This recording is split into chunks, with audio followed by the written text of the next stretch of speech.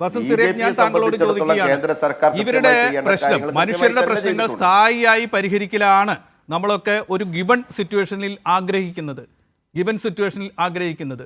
ആശാ വർക്കർമാരും അംഗൻവാടി ജീവനക്കാരും ഒക്കെ അർഹിക്കുന്നത് ശരിയായ അവരുടെ തൊഴിൽ അംഗീകരിക്കുകയും അതിന് അവരുടെ സാമൂഹികവും സാംസ്കാരികവും ഒക്കെയായ ജീവിതാവശ്യങ്ങൾ നിറവേറ്റുന്നതിനുള്ള വേതനം ലഭിക്കലുമല്ലേ? അങ്ങനെയാണെങ്കിൽ ആ ജോലി സങ്കല്പിച്ച, കൺസീവ് ചെയ്ത ദേശീയ തലത്തിൽ തന്നെയല്ലേ അതിന് പരിഹാരം ഉണ്ടാവേണ്ടത്?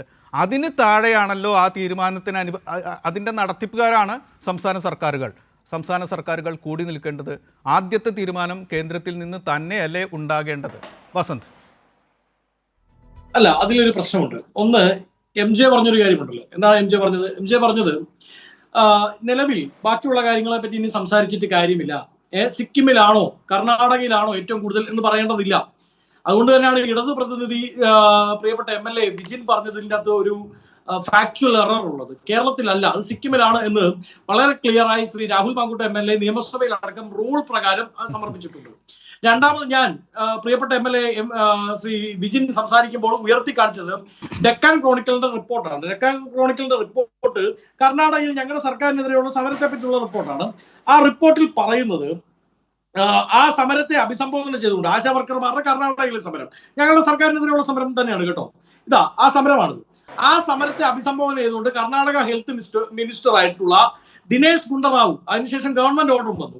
8,000 രൂപയായിരുന്നതിൽ നിന്ന് 9,500 രൂപയായി കർണാടക ഗവൺമെന്റ് ഹോണറേറിയം വർദ്ധിപ്പിച്ചു.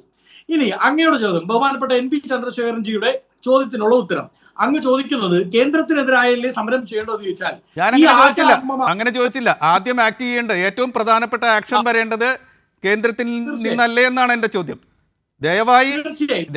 ദയവായി ചോദ്യങ്ങൾ കൂടി താങ്കൾ പറയാതിരിക്കുക. തീർച്ചയായും ഇവർക്കൊരു ആവലാതിയുണ്ട്, അവർക്ക് പറ്റുന്ന രീതിയിൽ ചൂണ്ടിക്കാണിച്ചു. ഞാൻ ആ സ്ത്രീകളെ തള്ളി പറയാനൊന്നുമില്ല. അവർ ഒരു ആവലാതി ചൂണ്ടിക്കാണിച്ചാൽ അത് അവർ പറഞ്ഞതിൻ്റെ ഇതിൻ്റെ അപ്പുറം മാനങ്ങളോടുകൂടി, വ്യാപ്തിയോടുകൂടി നമ്മൾ ഉൾക്കൊണ്ട് നമ്മളെത്തേണ്ട നിഗമനം, അവരുടെ അവശതകളുടെ സ്ഥായിയായ പരിഹാരം ആദ്യം ദേശീയ തലം, കേന്ദ്ര സർക്കാരൊക്കെ വിട്, നരേന്ദ്രമോദിയുടെ മുഖം മനസ്സിൽ നിന്ന് മാറ്റ്.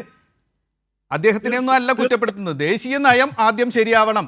അത് ഇംപ്ലിമെൻ്റ് ചെയ്യുന്ന സംസ്ഥാന നയം അതിന് അനുരോധമായി, പറ്റുമെങ്കിൽ അതിൻ്റെ അപ്പുറത്തേക്ക് കൊണ്ടുപോയി നടപ്പാക്കാൻ കഴിയണമെന്നല്ലേ ചെയ്യേണ്ടതെന്നാണ് ഞാൻ ചോദിച്ചത്.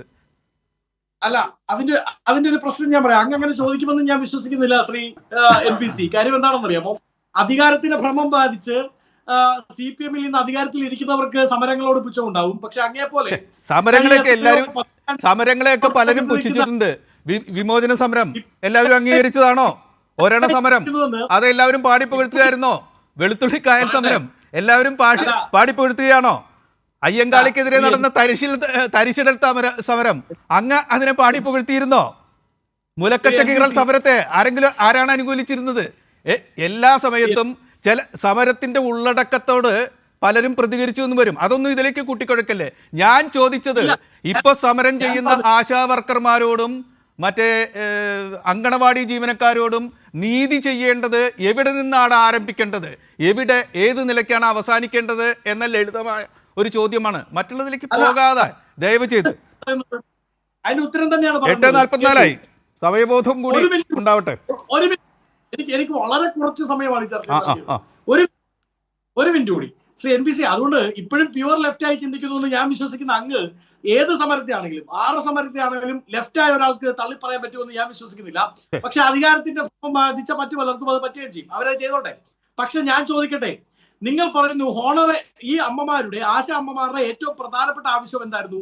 3 മാസത്തെ കുടിശ്ശിക അത് പൂർത്തീകരിക്കുക എന്നുള്ളതായിരുന്നു. അതിൽ ഏറെക്കുറെ തീരുമാനമായി. അത് സമരത്തിന് ഇറങ്ങിയതിന് ശേഷമാണെന്ന് ഓർക്കണം. രണ്ടാമത് അവർ ആവശ്യപ്പെടുന്നത് ഓണറേറിയം വർദ്ധിപ്പിക്കുക എന്നുള്ളതാണ്. അതായത് അതിന് ഏത് പേരിട്ട് വിളിച്ചാലും ആ ഓണറേറിയം വർദ്ധിപ്പിക്കേണ്ടത് സംസ്ഥാന സർക്കാരാണ് എന്നതിന്റെ തെളിവ് എന്താണെന്ന് അറിയാമോ? ആ തെളിവ് നിങ്ങൾ വലിയ പ്രൗഡ്ലി നിങ്ങൾ പറയുന്നില്ലേ, ഉമ്മൻചാണ്ടി ഗവൺമെന്റ് ആയിരുന്നപ്പോൾ 500 1000 ആക്കി നിർത്തി, ഞങ്ങൾ വന്നപ്പോൾ ആ 1000 6000 ആക്കി, പലർക്കും 4000 3000 ഒക്കെ കിട്ടുന്നത്, പോട്ടെ 6000 ആക്കി 7000 ആക്കി എന്നൊക്കെ പറയുന്നില്ലേ? അത് നിങ്ങൾക്ക് ആക്കാൻ സാധിച്ചെങ്കിൽ ഇനി അത് 10,000 ആക്കാനും നിങ്ങൾക്ക് സാധിക്കും. കർണാടക ഗവൺമെന്റിന് 9,500 ആക്കാൻ പറ്റുമെങ്കിൽ സിക്കിം ഗവൺമെന്റിന് അത് 10,000 ആക്കാൻ സാധിക്കുമെങ്കിൽ നിങ്ങൾക്കും സാധിക്കും. പിന്നെ എവിടെയാണ് പ്രശ്നം? ആശാ വർക്കേഴ്സ് എന്ന് നമ്മൾ വിളിക്കുമ്പോൾ അവർ 43 ജോലികൾ ചെയ്യുന്നുണ്ട് രാജ്യത്തൊരിടത്തും. ഒരു സംസ്ഥാനം അതിലൊന്നും തർക്കമില്ല, ഞാൻ ഇക്കാര്യം മാത്രമാണ് ചോദിച്ചത്.